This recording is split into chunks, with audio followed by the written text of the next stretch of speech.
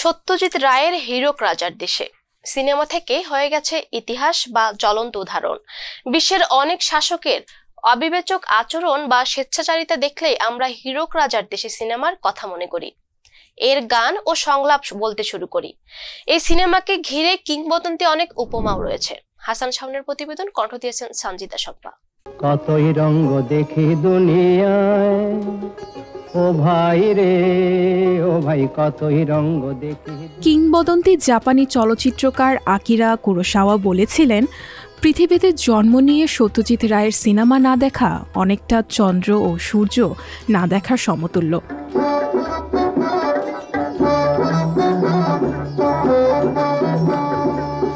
বাঙালি হিসেবে আমরা ভাগ্যবান, কারণ চলচ্চিত্র মাধ্যমে ভাষা গুরুত্বপূর্ণ না হলেও সত্যজিৎ রায় ছিলেন একজন বাঙালি নির্মাতা। তার শিল্পে প্রতিফলিত হয়েছে বাঙালি মানুষ, সংস্কৃতি আর জনপদের জারি থাকা শাসন শোষণের বৃত্তান্ত।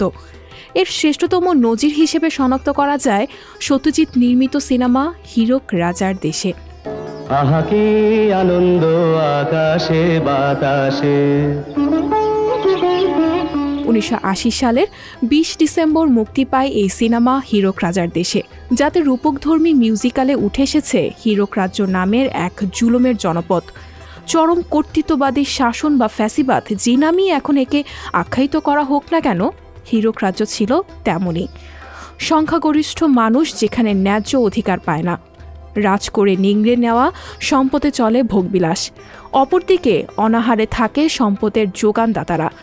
সহজ সুরের গানে সত্যজিৎ যাকে বলেছিলেন, হীরার খনির মজুর হয়ে কানা করি নাই। সোনার ফসল ফলায় যে তার দুই বেলা জোটে না, আহার হীরার খনির মজুর হয়ে কানা করি নাই। হীরক রাজার দেশে চলচ্চিত্রে আধুনিক রাষ্ট্রযন্ত্রের সামরিক বাহিনী, জনগণের ওপর নজরদারি, আমলাতন্ত্র, মন্ত্রিপরিষদ, নির্যাতন কক্ষ, উন্নয়ন প্রচারণা বাগাড়ম্বের মতো প্রতিটি উপাদান স্রেফ রূপকের আশ্রয়ে দৃশ্যমান, যেখানে সৃষ্টি জগৎ জানা বোঝার বিদ্যাপীঠ ক্ষমতার চক্ষুশূল হয়, আর আগুনে পড়ে সভ্যতার ধারক বই।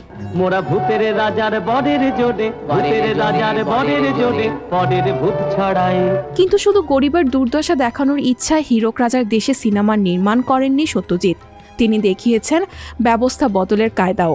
মানুষে মানুষে ভেদের বিপরীতে সাম্যের সমাজ ব্যবস্থার স্বপ্ন এখানে স্পষ্ট।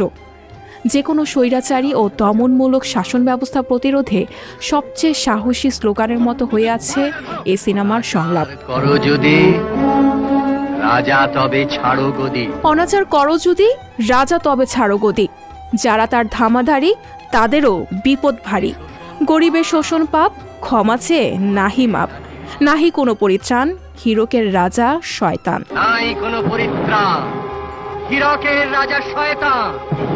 হীরক রাজার দেশে সিনেমা এই স্লোগানে অমরত্ব লাভ করেছে। কঠিন কথা এখানে বলা হয়েছে সহজে। দড়ি ধরে মারো টান, রাজা হবে খান খান, এই স্লোগানে একসময় শরিক হয় রাজার স্বয়ং। কোনো ব্যক্তি খলনায়ক হয়ে জন্মায় না। এর জন্য দায়ী দুর্বৃত্ত শাসন ব্যবস্থা, আর গণপ্রতিরোধে তা উপড়ে ফেলা অসম্ভব নয়। সিনেমায় কিভাবে বিবেকের শির দ্বারা 118 মিনিটে দাঁড়ায় সত্যজিৎ রায় তা দেখিয়ে দিয়েছেন। সঞ্জিতা শম্পা, সংবাদ প্রকাশ।